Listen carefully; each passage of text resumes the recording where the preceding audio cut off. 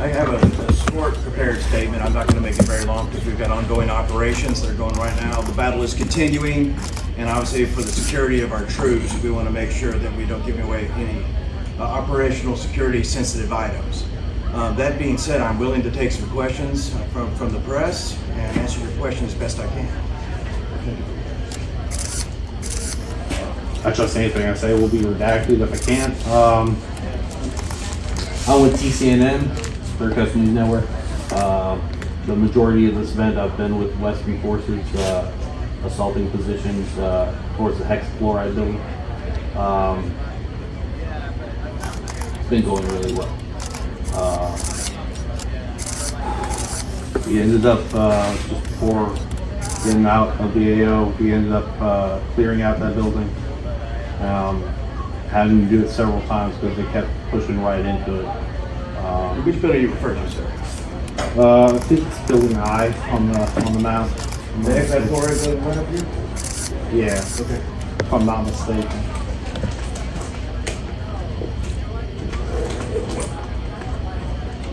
Yeah.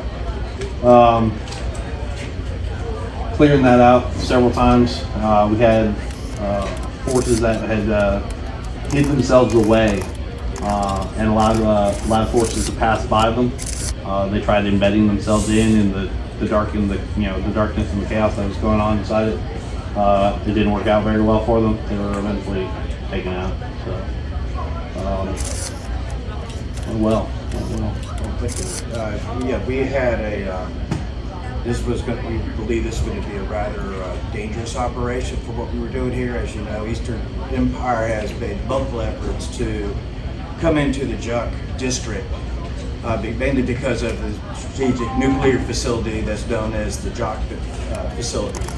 Our mission also was to come in and to protect the populace of JUC and protect them from imperial aggression. We've had to do this many, many times. Fortunately, at the beginning of the battle, it was looking pretty dangerous. We had some issues with some of the command issues. I'm not going to go into that, obviously, for operational security purposes, but we had some issues that we were dealing with, and Eastern was very aggressive at the beginning of the combat operations for them. Eventually, we managed to root them out largely in the later half of the first part of the battle. So that worked out pretty well for us. And then the other thing that we did is once we started coming into the evening hours, we took advantage of what we call nautical twilight, just enough time for us to seize objectives that we needed to do. And we managed to secure most of those, although not all of them right away. And at that point, once we had the high ground and the protected area around the JUC facility, then Eastern was having a very hard time coming in there and trying to recapture those objectives that we did. But between the high ground and the cover that we had, that worked out pretty well. The operation's still going forward. I expect and I hope that we will complete combat operations tomorrow, but it's still in flux.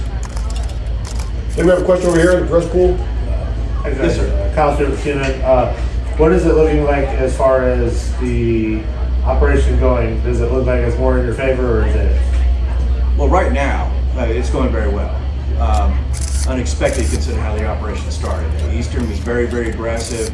They've got a good commander, so we had some difficulty coming out of the gate. I think what happened was their forces started to become fatigued, and that allowed us to pace ourselves a little bit better.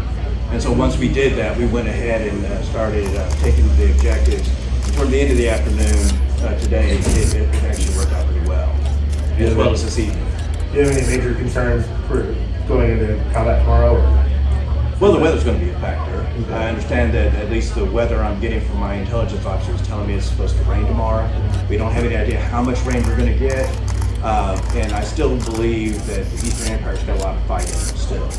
So it is still we're not going to be complacent. We're going to keep pressing hard because the people of JUC deserve that. They have been oppressed by Eastern Empire for quite a long period of time. We rooted out several years ago, but they're still trying to get back in. So hopefully it will turn out well tomorrow. But obviously I can't go into any of the specifics about that. Take two more questions. More questions. Yes, sir. Evan Coote's been firing the whole news. I noticed a lot of movement around Objective Lola. Do you mind giving me a little bit of breakdown about why Objective Lola? Objective Lola is this, well, without going to the operational security type things, Absolutely. Objective Lola is in the center and of the AO, or what we call the area of operations. And when they came in there, that was one of the harder locations for us to be able to seize. The reason being is because it's a reinforced concrete building with limited access into it. We ended up having to use quite a bit of our forces to root them out. To some extent, I'd like to say it was all, tactics on our part, but there was a little bit of luck as well.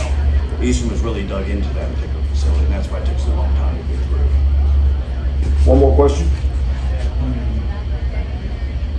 If you got one, take mine. I'm not doing. Yes, sir. I saw a lot of drones flying over.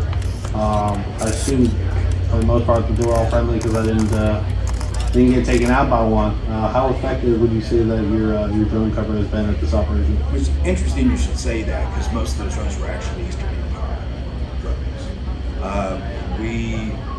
I don't think they were very effective, at least in the beginning. Plus, they had to share the airspace with rotary aircraft support that we had.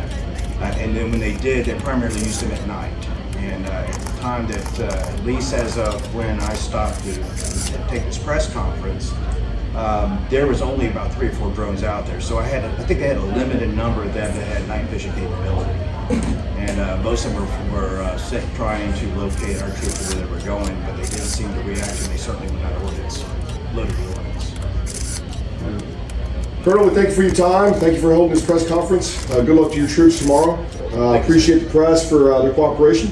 Have a good evening, sir. Thank you, sir.